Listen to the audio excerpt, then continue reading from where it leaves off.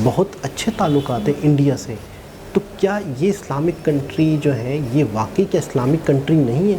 क्या क्या हिंदू कंट्री से, एक इंडिया से इनके इतने अच्छे ताल्लुकात हैं, तो मैं ये अभी सोच रहा हूँ कि क्या पाकिस्तान कहाँ खड़ा है? एग्जैक्टली ठीक इसका है मतलब ये है कि इस चीज़ से हमें ये चीज़ थोड़ी सी उजागर होती है, आप कंप्लीट कर लीजिएगा, कि उनको मसला नहीं है इस्लामिक कंट्रीज से, उनको मसला नहीं है इस्लाम के होने से या मुस्लिम्स होने से।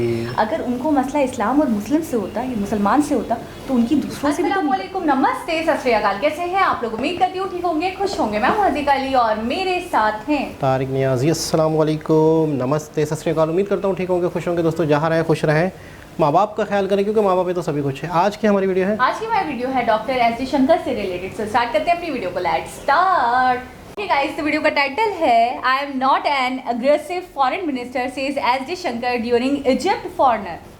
सो स्टार्ट करते हैं वीडियो। नमस्कार and welcome you world affairs. मैं हूं प्रशांत धवन। नाउ रिसेंटली भारत के विदेश मंत्री ने इजिप्ट में जाकर यह स्टेटमेंट दी है कि that is not really me. मैं एक असर्टिव अग्रेसिव टाइप का मिनिस्टर नहीं हूं।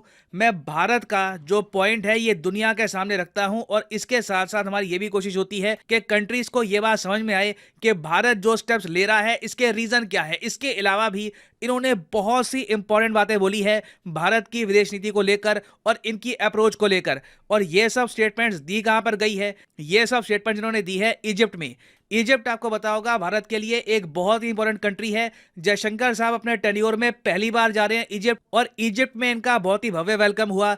इजिप्ट के प्रेसिडेंट अब्दुल फतह अल सीसी डायरेक्टली इनसे मिले, जबकि यूजुअली आप अगर देखो तो विदेश मंत्री जब जाते हैं कंट्रीज में तो मैक्सिमम विदेश मंत्री या फिर कभी पीएम से बात हो जाती है, प्रेसिडेंट्स यूजुअली विदेश मंत्रियों से मिलते नहीं हैं। मगर इजिप्ट के केस में अब्दुल फतह अल सीसी डायरेक्टली मिले जयशंकर साहब से, और जयशंकर साहब ने एक पर्सनल मैसेज भी सेंड किया है from PM Modi to Egypt president. तो इस वीडियो में हम बात करेंगे कि इंडिया और इजिप्ट के रिलेशंस किस दिशा में जा रहे हैं। बहुत कुछ आपको जानने को मिलेगा, मगर आगे बढ़ने से पहले आपसे क्वेश्चन पूछूंगा। क्वेश्चन यहाँ पर यह है कि इनमें से वो कौन सा देश है जिसके साथ इजिप्ट कोई भी लैंड बॉर्डर शेयर नहीं करता? ये है यहाँ पे आपकी ऑप्शन, इजराइल, लीबिया, सीरिया या फिर सूडान। कमेंट सेक्शन में सब लोग करेंगे आंसर। सही आंसर आपको मिलेगा वीडियो के एंड में। अच्छा, पहली बात तो अगर आपको समझना है ना कि इजिप्ट भारत के लिए कितना इंपॉर्टेंट है, तो पिछले महीने आप अगर देखो तो भारत के रक्षा मंत्री राजनाथ सिंह जी गए थे इजिप्ट में, और इस महीने हम देख रहे हैं कि इंडिया के विदेश मंत्री जा रहे हैं। ऑफकोर्स जब राजनाथ सिंह जी गए थे तब यहाँ पर बात हुई डिफेंस सेल को लेकर। Egypt in the future BrahMos से लेकर तेजस वेरियस डिफेंस आइटम्स इंडिया से कर सकता है परचेस। मगर जो जयशंकर साहब की विजिट थी ना, यहाँ पे उन्होंने फोकस किया है ट्रेड पर, उसके अलावा रिलेशंस ओवरऑल इंप्रूव करने पर।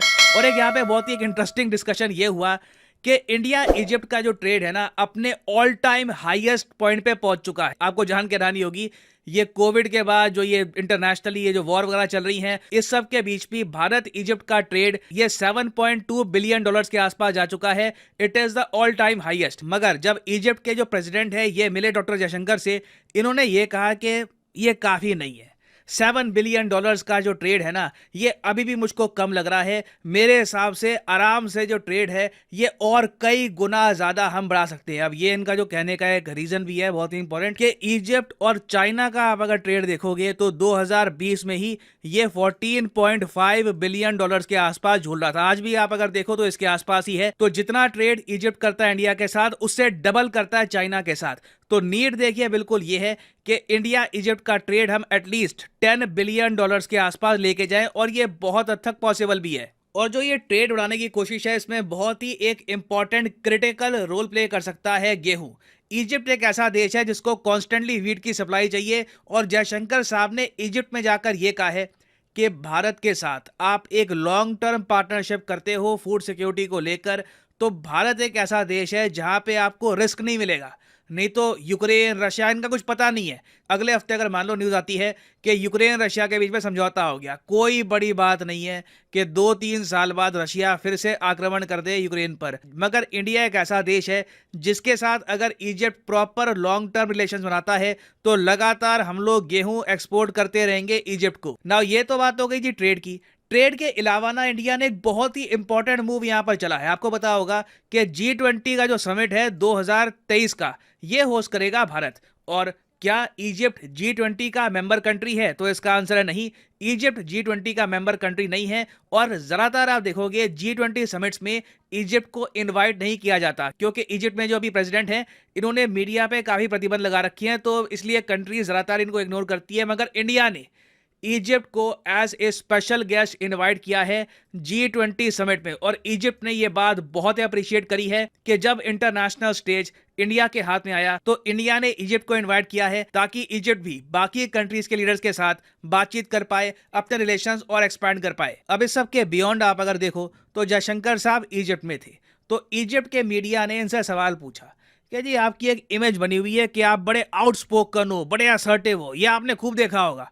जयशंकर साहब पे जब भी आर्टिकल पब्लिश होता है ना, तो यहाँ पे कहते हैं सीजन डिप्लोमेट थे ये, इन्होंने एज राजदूत काफ़ी बार इंडिया को रिप्रेजेंट किया यूएसए में और वेरियस कंट्रीज़ में, मगर जब से ये विदेश मंत्री बन गए हैं बहुत आउटस्पोकन है। भारत के इतिहास में आज तक ऐसा आउटस्पोकन खुल के बोलने वाला विदेश मंत्री नहीं आया। नहीं तो यूजुअली आप देखोगे यूएसए की तरफ से, यूरोप की तरफ से स्टेटमेंट आती थी, हम सर नीचे करके खड़े हो जाते थे, हमारी तरफ से कोई जवाब नहीं आता था। मगर जयशंकर साहब ने प्रॉपरली आप कह लीजिए एक्सप्लेन करके काफी बार यूएस और यूरोप को खुद की हिपोक्रेसी याद दिलवाई है। और जब जयशंकर साहब से पूछा गया कि आप जी बड़े असर्टिव हो, बड़े खुल के अग्रेसिवली बात करते हो, तो इन्होंने यहाँ पर जवाब दिया कि देखिए मैं असर्टिव नहीं हूँ, मेरा कोई नेचर नहीं है कि मैं एक असर्टिव आदमी हूँ, बस कंट्रीज को बिल्कुल एक अग्रेसिव टोन में बात करूंगा, ऐसा कुछ नहीं है।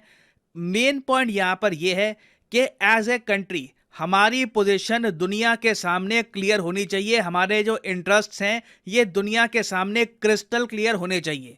उसके अलावा इन्होंने यहाँ पर यह भी ऐड किया कि काफ़ी बार सिचुएशंस आती हैं जब बाकी देश, बाहर की कई जो ताकतें हैं, वो भारत को प्रेशराइज और पुश करने की कोशिश करती है। वो कोशिश करती हैं कि अपनी सॉफ्ट पावर का यूज़ करके वो भारत की विदेश नीति को इम्पैक्ट करेंगे। मगर ऐसे टाइम में ना आपको खुल के अपने देश का स्टैंड सामने रखना होगा। अब हालांकि अब जब आप ऐसा करोगे, स्पेशली एक ऐसे टाइम में जब दुनिया भर में वॉर चल रही है, तो आपको फोर्सफुलनेस दिखानी होगी, आपको कई जगह एक जम के जवाब देना होगा ताकि दूसरी साइड आपका व्यू पॉइंट समझ पाए। मगर आपके जवाब में रीजन होना चाहिए, आपके जवाब में एक्सप्लेनेशन होनी चाहिए। देखो आप नोटिस करोगे जयशंकर साहब ने कभी ये नहीं कहा कि USA can mind its own business, we will not listen to US, हम गुलाम नहीं है, ऐसी भाषा नहीं। जब भी इन्होंने अपना रैशनल दिया है एक एक्सप्लेनेशन के साथ, एक अपना व्यू पॉइंट सामने रखा है। और मैंने नोटिस किया काफ़ी बार यूएसए में जो कई जियोपॉलिटिकल थिंकर्स हैं, उन्होंने ऑन रिकॉर्ड कहा है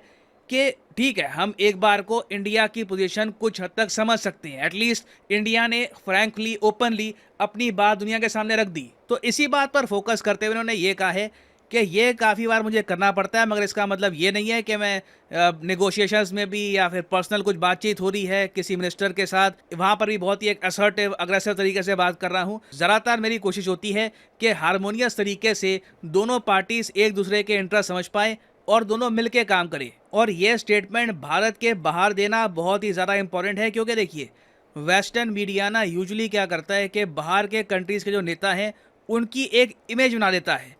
तो जयशंकर साहब ने यह इंश्योर कर लिया है कि यूएस मीडिया को कभी ये इतना रूम नहीं देंगे कि इनकी एक इमेज बना दी जाए कि ये तो जी बड़े अग्रेसिव है, जयशंकर साहब ने बोल दिया वो तो बस बरस पड़े। इन्होंने दुनिया के सामने अपना व्यू पॉइंट रखा है कि मैं सिर्फ अपने कंट्रीज के जो इंटरेस्ट हैं इनको आगे फॉरवर्ड कर रहा हूँ। इसमें काफ़ी बार मुझको फ्रैंकली बात करनी होती है, उसको असर्टिवनेस या फिर अग्रेसिवनेस मत मान लेना। तो बहुत ही अच्छा मूव था ये, और इजिप्ट परफेक्ट कंट्री थी ये स्टेटमेंट देने के लिए। नाउ वापस आते हैं हमने क्वेश्चन की तरफ कि कौन सा देश है इनमें से जो इजिप्ट के साथ कोई बॉर्डर शेयर नहीं करता। तो सही आंसर यहाँ पर पता है क्या है? मुझे पता नहीं कितने लोगों ने सही किया होगा, I am really interested genuinely कितने लोगों ने सही किया होगा। सही आंसर जी यहाँ पे है सी, सीरिया। जी हाँ, इजिप्ट सूडान के साथ बॉर्डर शेयर करता है। इधर यहाँ पे देख लो, ये जी आपका इजिप्ट सूडान के साथ बहुत ही बड़ी बॉर्डर शेयर करता है, लीबिया के साथ बॉर्डर शेयर करता है, इजराइल के साथ बॉर्डर शेयर करता है, मगर सीरिया के साथ इजिप्ट की कोई भी बॉर्डर आपको नहीं मिलेगी। तो इसलिए Syria is the right answer. और फाइनली यहाँ पर मैं ये भी ऐड कर दूं कि आप किसी भी एग्जाम की तैयारी कर रहे हैं, स्पेशली अगर आप यूपीएससी एग्जाम की तैयारी कर रहे हैं, लाइफ में एक बार आप चाहते हैं कि प्रॉपरली यूपीएससी एग्जाम का आपको अटेम्प्ट देना है, तो कमेंट सेक्शन में जाइए, यहाँ पर पिन कमेंट में आपको मिलेगा लिंक यूपीएससी सब्सक्रिप्शन का, यहाँ पे आप कर सकते हैं क्लिक और यहाँ पे आप परचेज कर पाएंगे अनअकैडमी का यूपीएससी कोर्स। इस कोर्स के अंदर आपको लाइव क्लासेस मिलेंगी, स्ट्रक्चर्ड कोर्स होगा, पीडीएफ यहाँ पे आपको मिलेगी, लाइव टेस्ट होंगे, लाइव क्विजेस होंगे।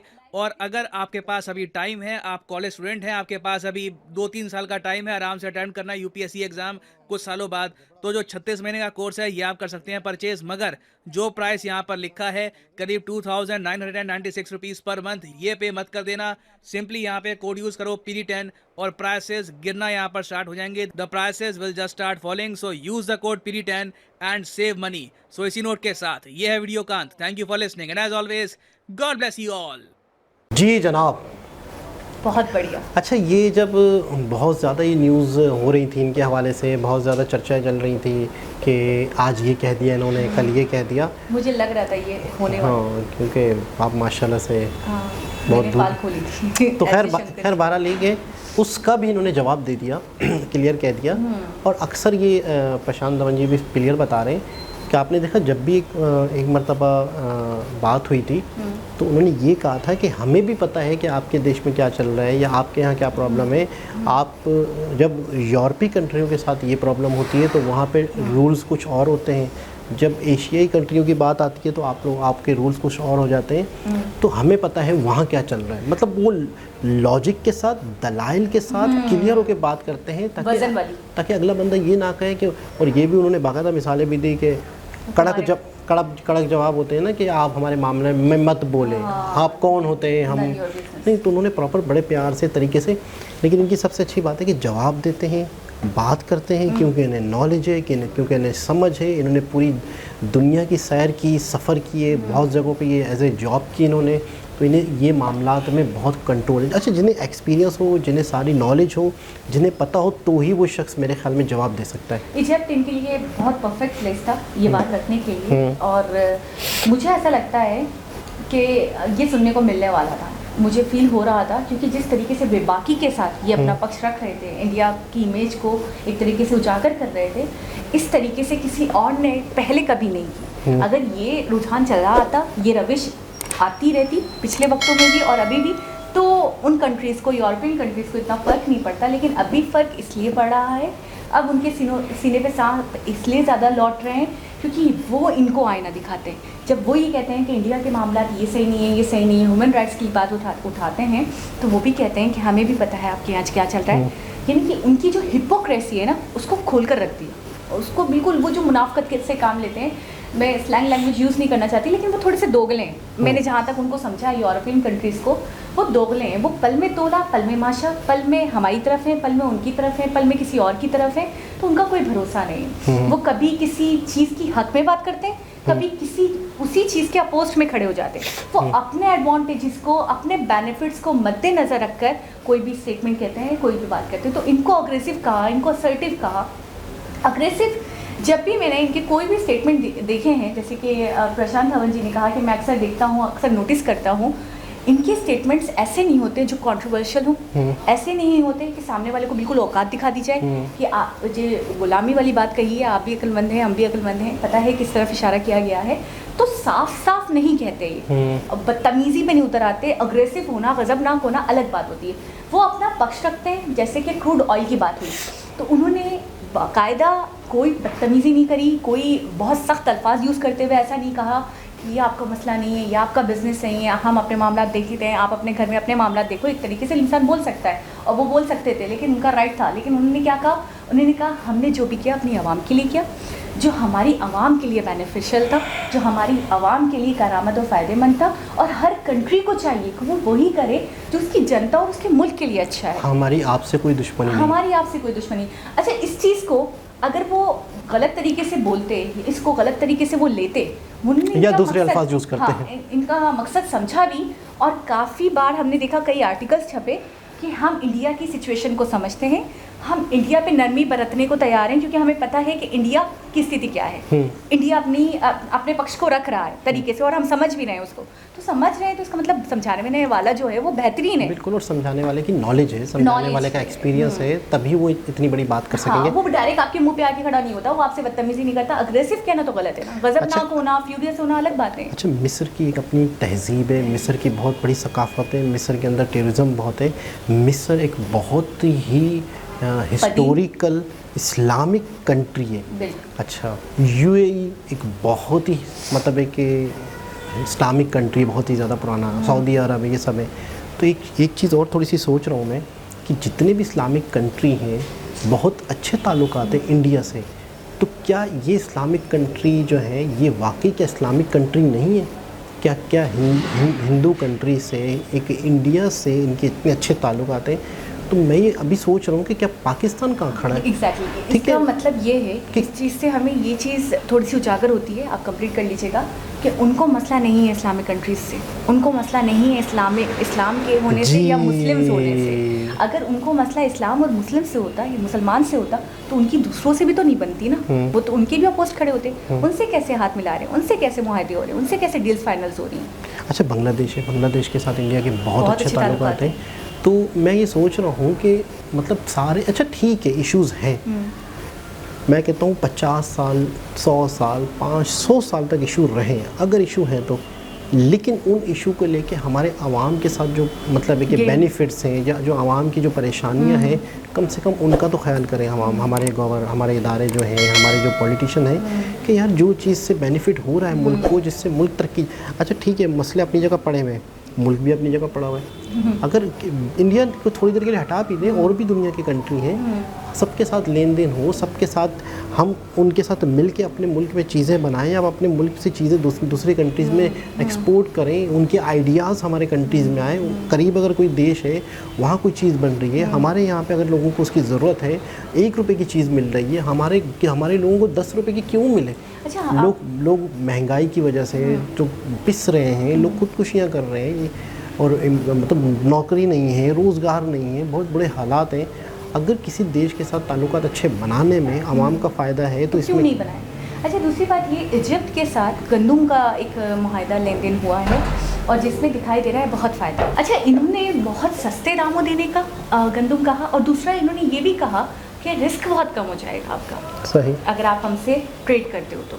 अच्छा, दूसरी एग्जाम्पल हमें एक और बहुत बड़ी एग्जाम्पल मिलती है। मैं तो शायद शॉक्ड हो गई थी उस दिन जिस दिन मुझे पता चला कि इंडिया और चाइना का बहुत बड़ा ट्रेड है, इंपोर्ट और एक्सपोर्ट। जबकि आपने देखे उनके मामला, हमेशा बॉर्डर लाइन को लेकर झड़पें होती रहती हैं, कभी ये लोग चढ़ाई कर देते हैं, कभी वो लोग, वो चीज़ें अपनी जगह पे, लेकिन ट्रेड नहीं बंद किया। बहुत बड़ी बात है। तो ये चीज़ें क्या है, ये हमें सिखाती है ना, ये चीज़ें हमारे लोगों को भी देखनी चाहिए। तो एक बहुत ज़बरदस्त लेटेस्ट इन्फॉर्मेटिव वीडियो थी एस जे शंकर से रिलेटेड। तो दोबारा किसी और विषय से मुलाकात होगी, जब तक के लिए अल्लाह हाफ़िज़।